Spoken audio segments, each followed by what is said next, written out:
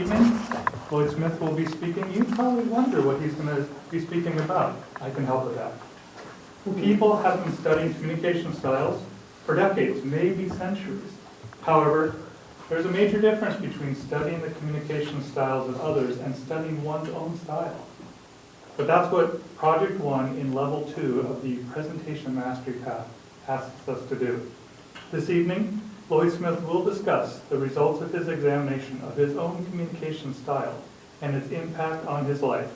Lloyd Smith and Talking About Talking.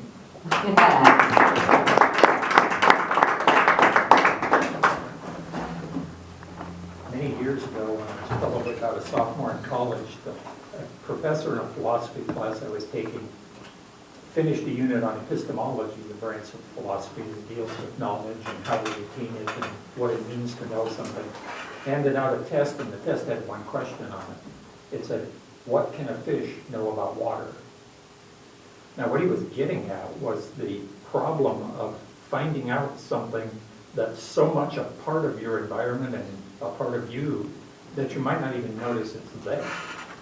And in a way, that's the feeling I had when I saw this project, Understanding Your Communication Style and the Pathway System. The idea is to think about your own personal path or your own personal communication style and the effect that it has on other people and on other people, say, professional and personal relationships. Now, the reason I'm mentioning this is that eventually all of you will get to do this. This project is the first project in Level 2 of every one of the 10 pathways, so congratulations.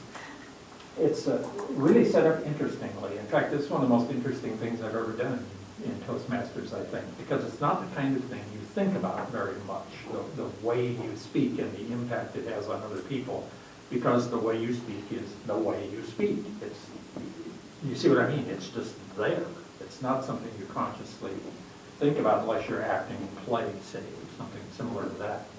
The way this works is they had a 12-item survey that asked questions about different aspects of communication and what I would prefer to do in those things. And then there's a scoring guide that tells you which one of the 4 basic communication styles that it fits in. Now, I was not at all surprised to discover that 8 of my 12 responses said that I was a direct communicator. Listen to this. This style is decisive, competitive, independent, and confident.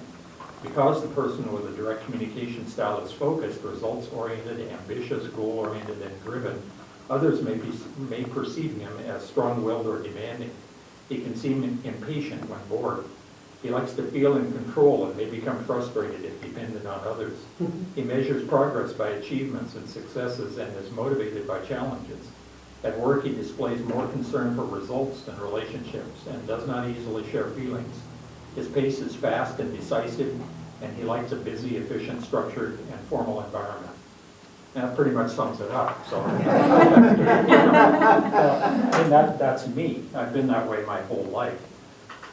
Where that has affected my interpersonal relationships, both professionally and in terms of personal level. Professionally first, I accidentally fell into a college debate team when I was a freshman in college. I knew nothing about debate because my high school didn't have a team. I accidentally ended up on a college debate team, and I realized that I was really going to like doing that, and I was going to be pretty good at it, and I was right about both of those things. But the thing is, debate encourages exactly what that description of that style was. Extremely competitive, aggressive, even fast-paced, 350 words a minute delivery in policy debate, that kind of thing. Highly structured arguments, and all of that. And that's why I liked it. That turned out to be a really good thing because when I applied for a job, it was a year when there were not very many jobs available for English teachers. But there was one at Eastmont High School for a debate coach and an English teacher, so I got on there. I spent 4 years on the college debate team, 15 more coaching debate at the high school level. That's almost 20 years of being immersed in that style. It became part of my personality, is what it amounts to.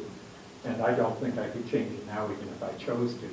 Now, the impact it had professionally, when I first showed up at Eastmont, I was a 22-year-old pretty brash person in a 7-person department of people who were much more experienced than I. And finally, my mentor pointed out to me that people really don't like listening to a 22-year-old wise ass tell them. And they've been doing the job for years and years. And that was something I took to heart because I don't like it. But of course, giving and receiving are much different from one another. I also learned that early on that I had to work really hard on the pace of my speaking. I was speaking way too rapidly. Right now I'm speaking at about 130 or so words a minute. And that's actually at the high edge of what the typical person speaks. Typical person is in the 115 to 120 range, generally speaking. And it strikes me as being exceptionally slow to speak this way. Because, as I said, I was used to delivering 2,200 word speeches in 7 minutes when I was debating. That's about 350 words a minute or so. By the way, that's a simple trick. You just leave out the spaces in between the words, and you'll be able to say twice as many of them that way. But they'll only be half as good to the audience, which brings up the next point of this, interpersonal relationships. People don't like people to attack their ideas, and that's what I was trained to do. As a debater, when we were on the negative side, I was second negative, and what that means is that's the person in charge of looking at the plan that the affirmative side has proposed and picking it apart, explaining why it won't work. And that was my automatic response whenever I heard anybody suggest anything at school, at home, whatever. People don't like that much, it turns out. And with good reason. You're really annoying when you do that kind of thing. It took a long time before I learned to keep my mouth shut and let other people come up with the flaws in the plan and whatnot. Incidentally, some of you have been involved in brainstorming sessions, which are not supposed to be judgmental, you know. Well, when I'm there, they come out a little different, I guess, because everything gets shot down. But in any event, my communication style had a profound effect on both my personal and professional relationships, and that's why. And I've been thinking about this for about a week now since I first saw this project, and I really think there's not much anyone can do about their own personal communication style. The other three in here are, you know, the range from like the direct one where I am all the way down to the nurturing type, accepting one. I really doubt that anyone can change his or her communication style because it is the fish in water problem.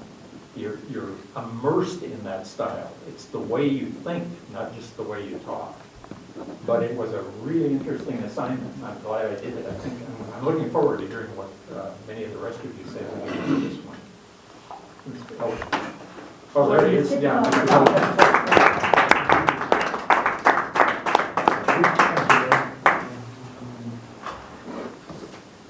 I thought his insistence that you can't change your communication style took some pluck.